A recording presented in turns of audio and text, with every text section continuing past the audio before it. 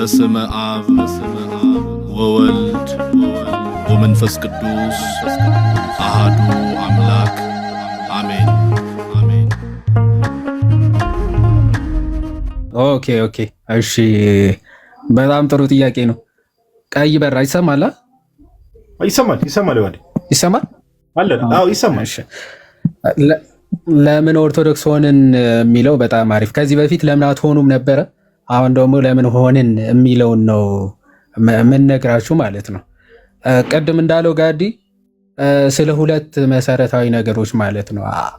ስለ ሁለት መሰረታዊ ነገሮች ማለት አንድ ሰው ክርስቲያን ነው ወይም ደግሞ የምርም የክርስቶስ ተከታይ ነው ከተባለ ያለባት ቤተክርስቲያን ልታሟላቸው የሚገባቸው በጥቂቱ ሁለት መስፈርቶች አሉ። አንዱ በክርስቶስ የተሰጣት ሐዋርያዊ ክህነት ሊኖራት ይገባል ያቺ ቤተክርስቲያን። ሁለተኛው ደግሞ ከክርስቶስ የተሰጠውን ትምህርት ደግሞ መቀበል መቻል አለባት ማለት ነው። ኦኬ፣ አንዲት ቤተክርስቲያን ነች ለመባል ሁለቱ በጥቂቱ ሊያስፈልጓት የሚገባው ሐዋርያዊ ክህነትና ሐዋርያዊ ትምህርት ነው ማለት ነው። ስለዚህ ማንም ሰው ኦርቶዶክስ መሆን ያለበት ለምንድን ነው? የክርስቶስ አካል የሆነች አንዲት ቤተክርስቲያን አለች። ያቺ የክርስቶስ አካል የሆነችው አንዲቷ ቤተክርስቲያን ውስጥ ካልሆነ በስተቀር ሰው ሊድን አይችልም። ልክ ቅዱስ ቆጵርያኖስ ሁልጊዜ የምንናገረው ምሳሌ አለ አይደለ? ጌታችን ሊሰራት የመጣችው አንዲት ቤተክርስቲያን አለች። ልክ ኖህ ዓለም ሁሉ ከጥፋት እንዲድንባት መርከብ እንዲያዘጋጅ ወይም ደግሞ መርከብ እንዲሰራ ከእግዚአብሔር ዘንድ ታዞ ነበረ። ኖህ የሰራት አንዲት መርከብ ነች። ከኖህ ውጭ ያለችው መርከብ ደግሞ ምንም ቢተልቅ ምንም በሀብት ቢያጌጥ ምናምን የተሰራው መርከብ ሊያድን አይችልም። ከሞት ከጥፋት ሊያድን የሚችል መርከብ ሊሆን አይችልም ማለት ነው። ልክ ቅዱስ ጴጥሮስም ይህን የያዘና አንደኛ ጴጥሮስ ምዕራፍ 3 ከቁጥር 20 ላይ በኖህ ጊዜ ሰዎች ባመፁ ጊዜ ማለት ነው ለእግዚአብሔር አልታዘዝ ባሉ ጊዜ 8 ነፍሳት በውሃ የዳኑበት መርከብ ሲዘጋጅ ይላል። ኦኬ፣ 8 ነፍሳት በውሃ የዳኑበት መርከብ ሲዘጋጃል። ስለዚህ በውሃ እንዲድኑበት ምንድነው እንዲያዘጋጅ የታዘዘው ከእግዚአብሔር መርከብ ማለት ነው። ኖህም ከእግዚአብሔር የታዘዘውን ነገር ሰምቶ መርከብ ሰራ። ስለዚህ ማንኛውም ሰው ወደዚያች መርከብ ማንኛውም ፍጥረት ሰው ብቻ አይደለም፣ ማንኛውም ፍጥረት ወደዛ መርከብ ቢገባ ይድናል። ከዛ መርከብ ውጭ የቀረ አይድንም ማለት ነው። ይሄ ምሳሌው ለጌታ ነው። አማናዊው ኖህ፣ አማናዊት መርከብ፣ አማናዊት የኖህ ውሃ ምሳሌያቸው ጥላዎች ናቸው። ምሳሌው ለእውነተኛው አካሉ ለሆነው ለክርስቶስ ምሳሌ ነው ማለት። ኖህ የክርስቶስ ምሳሌ ነው። ከእግዚአብሔር አብ ዘንድ ተልኮ መጣ። ምን ሊሰራ? መርከብ። ኦኬ፣ እውነተኛይቱ መርከብ የሆነችውን ሊሰራ ማለት ነው። እውነተኛይቱ መርከብ ቤተክርስቲያን ነች ማለት ነው። ይህንን የት መመልከት እንችላለን? ማቴዎስ ወንጌል ምዕራፍ 16 ከቁጥር 16 ላይ የሰው ልጅ ማን ይሉታል ብለው በጠየቃቸው ጊዜ አንዳንዶቹ ነቢያት፣ አንዳንዶቹ ከነቢያት አንዱ ነው፣ አንዳንዶቹ ኤልያስ፣ ዮሐንስ ይሉሃል አሉት። እናንተስ ማን ትሉኛላችሁ ባለ ጊዜ አንተ የሕያው እግዚአብሔር ልጅ ነህ አለ። ከሐዋርያት አንዱ ጴጥሮስ ማለት። ስለዚህ ክርስቶስ ምን ብሎ መሰከረለት? አንተ ብፁዕ ነህ አለ። ስለዚህ ቤተክርስቲያንን እሰራለሁ አለ ጌታ። ምንን እሰራለሁ? ኖህ መርከብ ይሰራል፣ ክርስቶስ ቤተክርስቲያን ይሰራል። እዚህ ቤተክርስቲያን እሰራታለሁ አለ። በየት ዓለት ላይ? አንተ የሕያው እግዚአብሔር ልጅ ነህ በሚለው መሰረትነት ላይ ቤተክርስቲያንን እሰራለሁ አለ። የሚሰራት ቤተክርስቲያን ደግሞ የገሃነም ደጆችም አይችሏትም። ኦኬ፣ የገሃነም ደጆች እንኳን አይችሏትም ብሎ ጌታ ተናገረ። ስለዚህ ክርስቶስ የሰራት አንዲት ቤተክርስቲያን አለች። ያቺም የገሃነም ደጆች እንኳን የማይችሏት ቤተክርስቲያን ነች ማለት። ስለዚህ አማናዊው ኖህ ክርስቶስ የሰራት አንዲት ቤተክርስቲያን አለች። ያቺ ቤተክርስቲያን ደግሞ ምኑ እንድትሆን ነው? አካሉ እንድትሆን ማለት። አካሉ የራሱ አካል እንድትሆን ነው የመረጣት። ኤፌሶን ምዕራፍ 5 ላይ ክርስቶስ ምን አለ? ከቁጥር 23 ጀምሮ ስንመለከት ቅድስትና ያለ ነውር ትሆን ዘንድ ቤተክርስቲያንን በውሃ መታጠብ ከቃሉ ጋር አንጽቶ ለራሱ ያቀርባት ዘንድ ወደደ ይላል። የፊት መጨማደድ ነውር፣ ድካም ሳይኖርባት ለሱ እንድትሆን ወደደ ይላል ጌታ። ስለዚህ ያቺ አንዲት ቤተክርስቲያን ንጽሕት፣ ቅድስት፣ የፊት መጨማደድ የሌላት ወይ ጥቅሱን ሜቢ ሁሌም አዳዲስ ሰዎች ስለሚመጡ እንዳልኩ አዳዲስ ኦዲየንስ ስለሚመጣ ጥቅሱን ደግመ ነገራቸው አንዴ እንዲይዟት ስለፈለኩ ነው። እቺ ፓርት በጣም ወሳኝ ፓርት ስለሆነች ታች ያላችሁ ሰዎች በደንብ ስሙ። እሺ ይቅርታ አቋረጥኩ ማለት ቀጥል። እንደውም ቃሉን አውጥተህ ካለ አጠገብ መጽሐፍ ቅዱስ መክፈት ከቻል ላንብቦሽ ይቻላል። አንዴ እሺ ኤፌሶን ይቅርታ ፓፓ አቋረጥኩሽ ማለት ኧረ ችግር የለውም።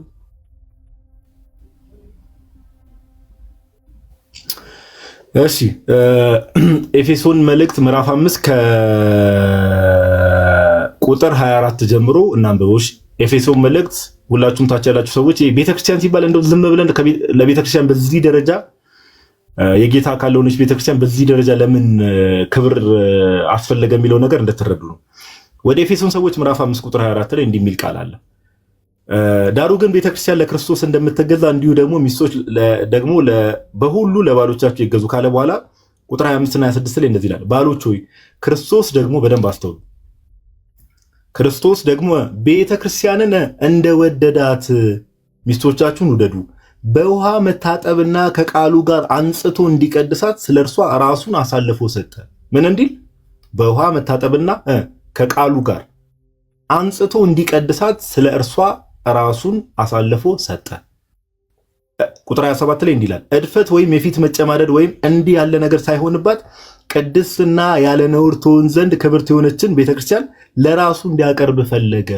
ምን የሌለባት? እድፈት ወይም የፊት መጨማደድ ወይም እንዲህ ያለ ነገር ሳይሆንባት ቅድስትና ያለ ነውር ትሆን ዘንድ ክብርት የሆነችን ቤተክርስቲያን ለራሱ እንዲያቀርብ ፈለገ ይላል። ቀጥሎ አሁን መቀጠል ትችላለህ ፓፓ። ቃልህ ታሰማልን ጋዴ። በጣም እንግዲህ እንደሰማችሁት ክርስቶስ ራሱ አሳልፎ የሰጣት ኦኬ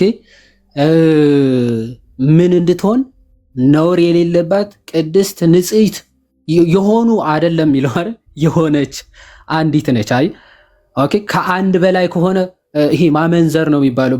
በትዳር የሚመስለው ክርስቶስ ለዛ ነው አንድ ባል ለአንድ ሚስት ነው የሚሆነው። ስለዚህ ክርስቶስ ሊሰራትም ኦኬ ሊያነጻትም ሊቀድሳትም የመጣችው አንዲት ቤተክርስቲያን ላይ። ለዛ ነው ሐዋርያ ቅዱስ ጳውሎስ ይህንን ሚስጢር ያለ ጥርጥር ታላቅ ነው ብሎ ይናገራል። ይህ ሚስጢር በእውነትም ያለ ጥርጥር ታላቅ ነው ይላል። አዎ ጌታ ሊመሰርታት የመጣችው ሙሽራዋ ሆኖ ለመጣላት ለአንዲት ቤተክርስቲያን ራሱን አሳልፎ ሰጥቷል ክርስቶስ። ኦኬ ቤተክርስቲያኖች ሳይሆን አንዲት ቤተክርስቲያን ማለት ቅድስት ንጽሕት ያለ ነውር የፊት መጨማደድ የሌለባት ቤተክርስቲያን። የፊት መጨማደድ ማለት በጊዜ ርዝማኔ የማታረጅ ቤተክርስቲያን ማለት በጊዜ ርዝማኔ እድፈት ኦኬ እንዲህ ያለ ነውር የማይገጥማት አንዲት ቅድስት የሆነች ቤተክርስቲያን ለራሱ አቅርቧል ክርስቶስ። ስለዚህ ይህ አማናዊ ኖህ ክርስቶስ ኦኬ የሰራት ቤተክርስቲያን ውስጥ ማንም ፍጥረት እስካልገባ ድረስ ድህነት ሊያገኝ ይችላል አይችልም? ኦኬ ያቺ ቤተክርስቲያን አካሉ ነች። የክርስቶስ ብልት ነው የምትሆነው ማለት ኦኬ የክርስቶስ ብልት የክርስቶስ አካል ነው የምትሆነው። ያቺ የክርስቶስ አካል አንዲት ነች። ለዛ ነው ኤፌሶን ምዕራፍ 4 ከቁጥር 5 ምን ይላል? አንድ ጌታ ነው ያለው አይደል? አንድ ሃይማኖት ይኖራል። ክርስቶስ የሰበከው ወይም የሰጠው ሃይማኖት አለ፣ አንድ ነው።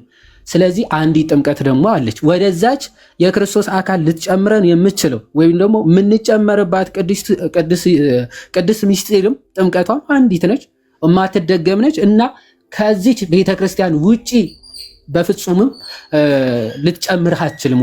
ወደዚህ ህብረት ወደዚህ አካልነት ሊጨምርህ የሚችል ሚስጥር እዚች ጌታ የገለጻት ቤተክርስቲያን ጌታ በሰጣት ሃይማኖት ውስጥ ስትሆን ጌታ የሰጠውን ጥምቀት ትቀበልና ወደ ክርስቶስ አካልነት ትጨመራለህ።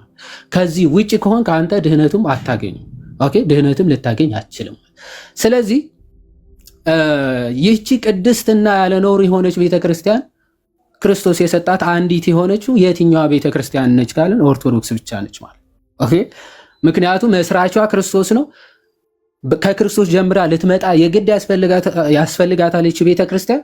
የፕሮቴስታንት አስተምሮዎችን ብንመለከት ከክርስቶስ የመጣ ትምህርት ሳይሆን የሆነ ሰዓት ጅማሬ ያለው ከክርስቶስ ሩቅ ጊዜ ዘመናት በኋላ የተነሳ እንደሆነና መስራቾቹ ወይም ደግሞ ትምህርቱ ጀማሪዎቹ ራሱ ሰዎች መሆናቸው ማሳየት ስለሚቻል ኦኬ ሰዎች መሆናቸው ማሳየት ስለሚቻል ለምሳሌ ኦኬ ከፕሮቴስታንት ጥንታውያን ከሚባሉ አብያተ ክርስቲያናት ወይም ክላሲካል ብለው ራሳቸው ከሚጠሩት ሉትራን ነው አይደለ? መጀመሪያ ሉትራን ከተባለ መስራቹ ማን ነው ማለት ነው? ሉተር ነው ማለት ነው። አለቀ።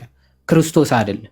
ኦኬ። ስለዚህ ሉተር የመሰረተው ቤተክርስቲያን ሶኮልድ ማለት ነው የሉተር እንጂ የክርስቶስ አይደለም ማለት።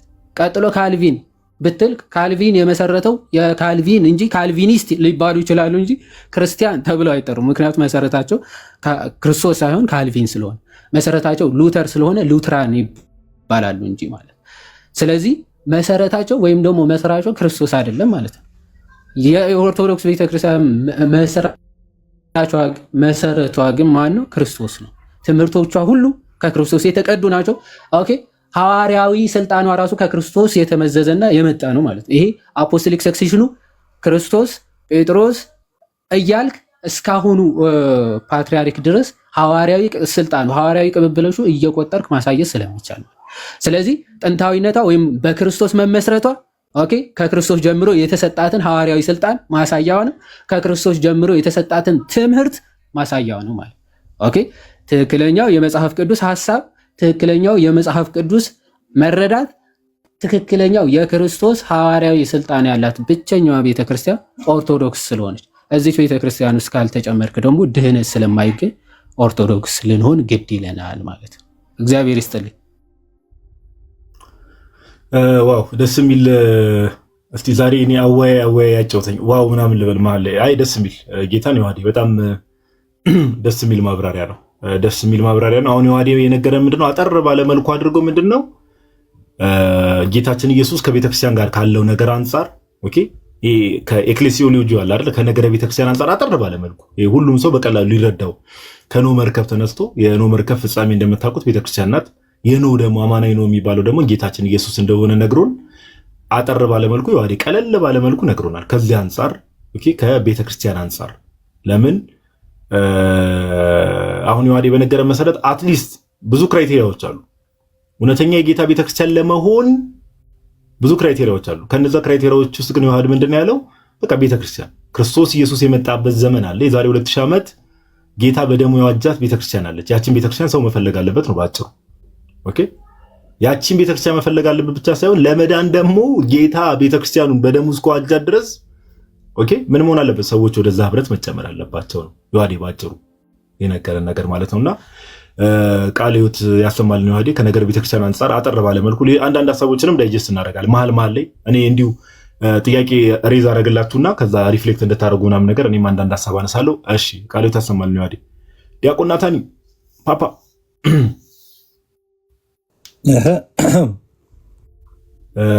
እንኳን ደህና መጣ ብሮስኪ። በድጋሚ ለምን ኦርቶዶክስ ሆነን? አሁን ዮሐዴ ከነገረ ቤተክርስቲያን አንፃር አጠር ባለ መልኩ ሐሳብ ሰጥቶናል። እስቲ አንተ ደግሞ ከትምህርት አንፃር ሊሆን ይችላል የራስን ፐርስፔክቲቭ ኮሜንቱን እናጠፋዋለን። እስቲ ለምን ኦርቶዶክስ ሆነን ናትሻ? እሺ ቃልት ያሰማልን። ያው በደንብ በሰፊው ብሎታል እና ዝም ብዬ በሌላ ሳይድ ያለውን ለመናገር ብቻ አጠር አድርጌ ልሞክር። ብዙ ምክንያቶች አሉን እና በዋናነት ከነገረ ድነት ጋር ያለውንም ከነገረ ቤተክርስቲያን ጋር ያለውንም ዮሐዴ አንስቶታል። በአጭሩ ኦርቶዶክስ የሆነው በአጭሩ ነፃ ለመውጣት ነው፣ ወይም ደግሞ የባሪያይቱ ልጆች ላለመሆን ነው፣ ወይም ደግሞ በኃጢአት ስር ላለመሆን ወደ ብርሃኑ ለመምጣት ነው። ግን ደግሞ ወደ ብርሃን ለመምጣት ነፃ ለመሆን አርነት ለመውጣት ግን ለምን ኦርቶዶክስ ሆነን የሚል ጥያቄን ካስከተለ ግን በዚህ በመኃልየ ዘሰሎሞን ምዕራፍ 1 ቁጥር 8 ላይ ብዙ ጊዜ እናነሷለን። ጋዶ ምን ይላል? አንቺ በሴቶች ዘንድ የተዋብሽ ሆይ ያላወቅሽ እንደሆነ የመንጎቹን ፍለጋ ተከትለሽ ውጭ ይላል። የመንጋዎቹን ፍለጋ ማለት ፉት ስቴፕ ማለት ነው። ኮቴያቸውን እንዴት ነው? ትክክለኛ የሆኑ መንጋዎች አሉ ወደ ሜዳ የተሰማሩ። ከዛን እነሱ መንጋዎች ቢጠፉ ያ ህብረት ወይ ደግሞ ያ ስብስብ ቢጠፋ የመንጋዎቹን ኮቴ ተከትሎ እዛ መንጋጋ መድረስ እንዳለብን መጽሐፍ ቅዱስ ይነግረን ነው በብሉይ ኪዳን ማለት ነው። ስለዚህ ወደኋላ ተመልሰን በአባቶች ትምህርት ተከትለን ወደኋላ ስንሄድ የምናገኛት ቤተክርስቲያን መንጋውን ተከትለን ማለት ነው። ኮቴውን ተከትለን ፉት ስቴፓቸውን ወይ ደግሞ የእግራቸውን ምልክት ተከትለን ወደኋላ ስንሄድ የምናገኛት ቤተክርስቲያን ኦርቶዶክስ ቤተክርስቲያን ነው። ስለዚህ ኦርቶዶክስ የሆንኩበት ምክንያት ትክክለኛው የጌታ መንጋ፣ ትክክለኛው ህብረት፣ ትክክለኛው ስብስብ ያለባት ሰማያዊቷ ኢየሩሳሌም የተባለች ነፃ የሆነች በእናታችን በቅድስት ሳራ የተመሰለች እቺ ቤተክርስቲያን ነፃነት ስለምታወጣን ነው። ነፃ ስለምንወጣ ማለት ነው እና ሰማያዊ ስፍራ ስለሚኖረን በዚህ በጋላትያ መልእክቱ ሐዋርያው ቅዱስ ጳውሎስ ምዕራፍ 4 ቁጥር 20 ላይ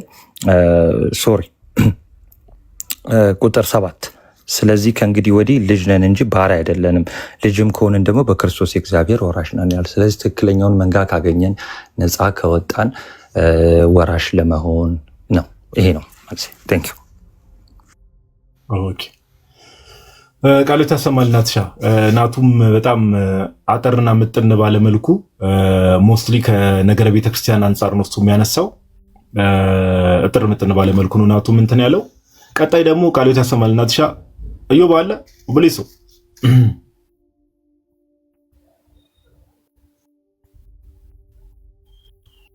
እዮብ አለ ወንድማችን።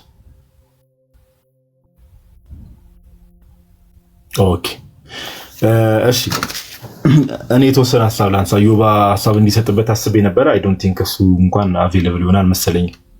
ሜቢ ኔትወርክም ሊሆን ይችላል። እሺ ለምን ኦርቶዶክስ ሆነን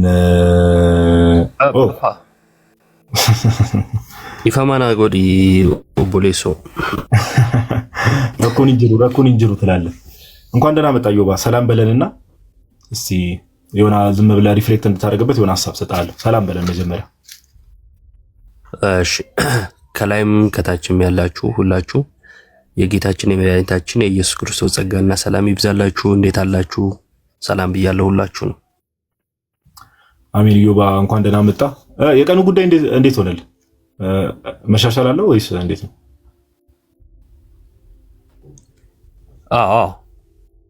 ኦኬ እሺ ነው።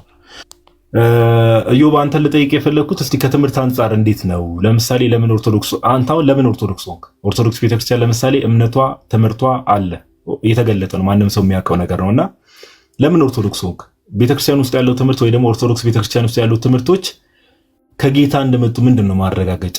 ወይ ደግሞ ከሐዋርያት እንደመጡ ምንድነው ማረጋገጫ? እዮብ እስቲ ከዚህ አንጻር ለምን ኦርቶዶክስ ሆነን የሚለውን እስቲ አጠር ባለ መልኩ ሐሳብ ሰጥበት። እሺ ያው ኦርቶዶክስ ለምን ሆንክ ወይም ደግሞ ኦርቶዶክስ ለምንድን ይሆን ነው የሚለው መሰረታዊ ሐሳብ እምነታችን የምናብራራበትና እርግጠኛ የሆንበትን እውነት የምንመሰክርበት መሰረታዊ የሆነ ጥያቄ ነው ማለት ነው። ኦርቶዶክስ የሆንኩበት ዋናው ነገር ከጌታ ከኢየሱስ ክርስቶስ ጋር ለመሆን ነው። ምን ማለት ነው? ኢየሱስ ክርስቶስ ሐዋርያትን በማቴዎስ ወንጌል ምዕራፍ 28 ላይ አሕዛብን ሁሉ እያጠመቃችሁ ደቀ መዛሙርቴ አድርጓቸው ብሏል። ደቀ መዛሙርቴ አድርጓቸው ሲል የኔ አድርጓቸው እያለ ነው። ስለዚህ ሐዋርያቱ ሄደው ወንጌልን ለፍጥረት ሁሉ እየሰበኩ እያሳመኑ እያጠመቁ የጌታ ያደርጉ ነበር። የጌታ ካደረጉ በኋላ የነሱን ትምህርት የተማሩ ደግሞ ብቁ ሆነው ለመንጋው እረኛ መሆን የሚችሉትን እየሾሙ ያልፉ ነበር። ጳውሎስ ለጢሞቴዎስ የተናገረው ነገር አለ አይደል? እጅህን ለመጫን አትቸኩል ወይም አትፍጠን ብሎ ማንን መሾም እንዳለበትና እርሱ ከጳውሎስ የተማረ ከማን እንደተማርክ ታውቃለህ ብሎ ሲነግረው እናያለን። ከዛን አንተ ግን ባመንክበት በዛ ጽና፣ ይህን ብታደርግ ለራስም ለትምህርትም ብትጠነቀቅ ራስንም የሚሰሙንም ታድናለህ እያለ ያስጠነቅቀው ነበር። ሐዋርያት ሄደው ይህን ያደርጉ ነበር። ወንጌል ለፍጥረት ሁሉ ይሰብካሉ፣ ያስተምራሉ፣ ያሳምናሉ፣ ያጠምቃሉ። ከዛ ለዛ መንጋ እረኛ ሾሞ ይሄዳሉ። እንዲህ እያለ ወንጌል ወደ ዓለም ሁሉ ደረሰ ማለት ነው። ለሐዋርያቱ ጌታ የሰጣቸው ሚኒስትሪ አለ። ያንን እነሱ ተቀብለው ለሌሎች ያስተላልፋሉ ማለት ነው። ትምህርቱ በዚህ መልኩ ነው የሚተላለፈው። ትውፊቱ በዚህ መልኩ ነው የሚተላለፈው። ቤተክርስቲያን አንድ ጊዜ የተቀበለችውን ሃይማኖት በጽሁፍ በመጽሐፍ ቅዱስ በኩል አስተላልፋለች። በትውፊትም በቅዱስ ትውፊትም በኩል አስተላልፋለች። ስለዚህ በቤተክርስቲያን ውስጥ ምን አለ ከተባለ ትምህርቱ አለ፣ ቅዱስ ትውፊቱ ከነመረዳቱ አለ፣ የእግዚአብሔር መንፈስ ያለበት መጽሐፍ አለን፣ ትምህርት አለን ማለት ነው። ይሄው ትምህርት በሐዋርያዊ ቅብብሎሽ አንዱ አንዱን እየተካ የት ደረሰ?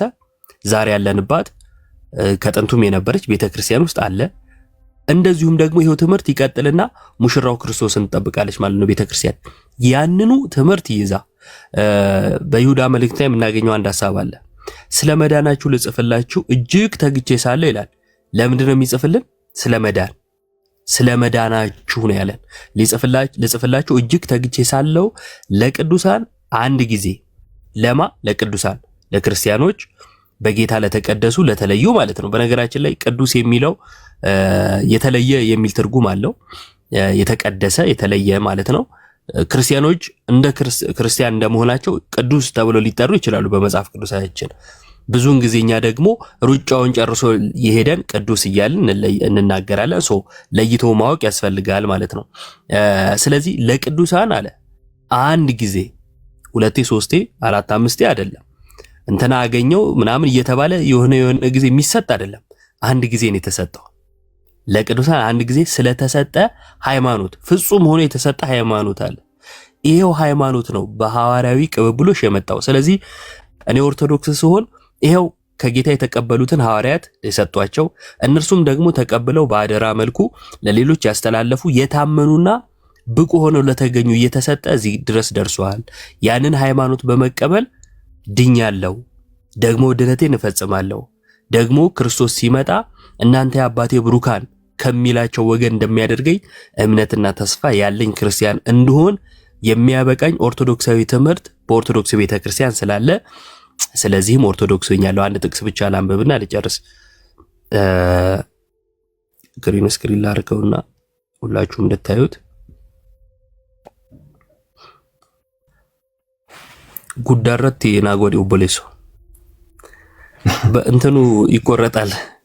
በረጅሙ አድርገው። ኦኬ እሺ አንዴ ቆይ። እሺ እንዴት ነው? እሺ አሁን ላድርግ በትልቁ። እሺ ይቅርታ። የዕብራውያን ምዕራፍ 12 ላይ ያለው ሐሳብ ነው። አስቀድሞ ምዕራፍ 11 ላይ ስለ ቅዱሳን መከራ ስለተቀበሉ በብሉይ ኪዳን የነበሩት የእምነት ሰዎች ብዙዎች የተቀበሉትን መከራ እያነሳ የአባቶችን ገድል ይነግረንና ምዕራፍ 12 ላይ እንዲህ ይላል፣ እንግዲህ እነዚህን የሚያህሉ ምስክሮች እንደ ደመና በዙሪያችን ካሉልን ይላል። እነዚህን የሚያህሉ ምስክሮች ያለው ከኋላ ምዕራፍ 11 ላይ የዘረዘራቸው ምስክር ሆነው፣ ሰማዕት ማለት ምስክር ማለት ነው፣ ሆነው ያለፉትን ያነሳልናል። እነዚህን የሚያህሉ ምስክሮች እንደ ደመና በዙሪያችን ካሉልን ይላል። ይሄን ለመናገር ኦርቶዶክስ መሆን ያስፈልጋል። በክርስቶስ የተቀደሱ በተስፋይቱ ምድር የኖሩ በእግዚአብሔር መንግስት ማለት ነው የኖሩ እነርሱ ወደ እነሱ ለመቀላቀል ኦርቶዶክስ መሆን ያስፈልጋል። ከዛ ውጪ ማንም ከነሱ ጋር ሊቀላቀልበት የሚችል ሌላ መንገድ ስለሌለው ማለት ነው። ምን አለ? እነዚህን የሚያህሉ ምስክሮች እንደ ደመና በዙሪያችን ካሉልን እኛ ደግሞ ሸክምን ሁሉ ቶሎም የሚከበንን ኃጢአት አስወግደን የእምነታችንንም ራስና ፈጻሚን ኢየሱስን ተመልክተን በፊታችን ያለውን ሩጫ በትዕግስት እንሩጥ። እርሱ ነውርን ንቆ በፊቱም ስላለው ደስታ በመስቀል ታግሶ በእግዚአብሔር ዙፋን ቀኝ ተቀምጧልና ይላል። ስለዚህ ወደ ቅዱሳን ህብረት ለመግባት ኦርቶዶክስ ታስፈልጋለች ወይም ኦርቶዶክሳዊ መሆን ያስፈልጋል። ምክንያቱም እነሱ በዚህ እምነትና ሃይማኖት ትውፊት ውስጥ የኖሩና ያለፉ ስለሆኑ ማለት ነው። ስለዚህ እነዚህን የሚያህሉ ደመና በዙሪያችን ካሉልን ለማለት የሚያበቃ ኦርቶዶክሳዊ ትምህርትና በጌታ ደም የተመሰረተ ህብረት ስላለን ኦርቶዶክስን መሆን አማራጭ የሌለው ብቸኛ መንገድ ነው ማለት ነው። ቃልዮት ያሰማልን ዮባዬ። በጣም ጥሩ ሐሳብ ነው። በጣም ጥሩ ሐሳብ። ከምን አንጻር ነው ዮባ ደግሞ ያነሳልን ጋይስ? ከትምህርት አንጻር ኦኬ። ከትምህርት አንዴ ኮሜንት ነው ላድርግላችሁ። ዛሬ እንኳን ቀደም ቃል ገብቼላችሁ ነበር በተወሰነ መልኩ። ኦኬ እሺ አንዴ ቆይ። ከትምህርት አንጻር ነው ዮባ ያነሳልን። አንዴሽ ራስን በትልቁ አድርገው ጋዲ።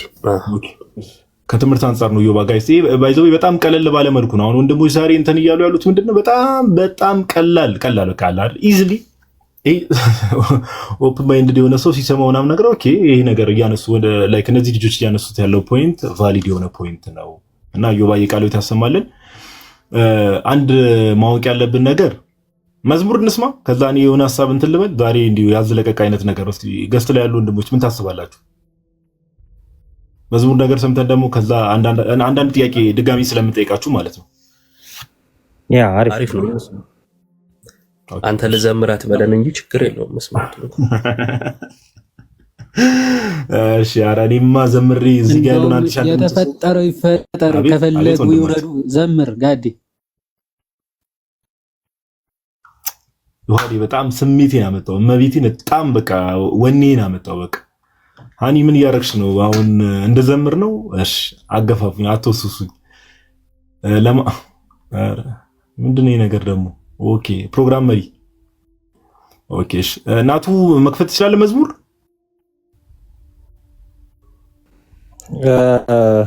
እሺ ቆይ ግን ትንሽ ደቂቃ አንድ መዝሙር እስቲ ከቻልክ እንትን በል።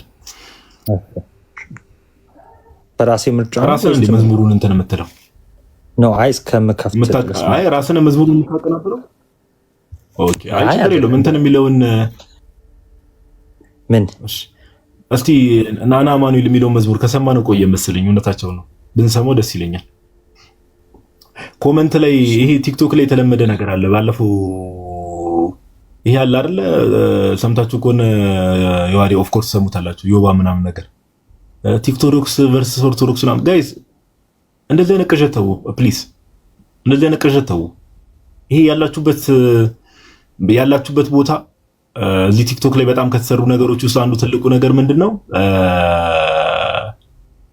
በተለይ ፕሮቴስታንቲዝም ኦፍ ኮርስ የጌታ ቤተክርስቲያን እንዳልሆነ በጣም በብዙ መልኩ ማሳየት ተችሏል።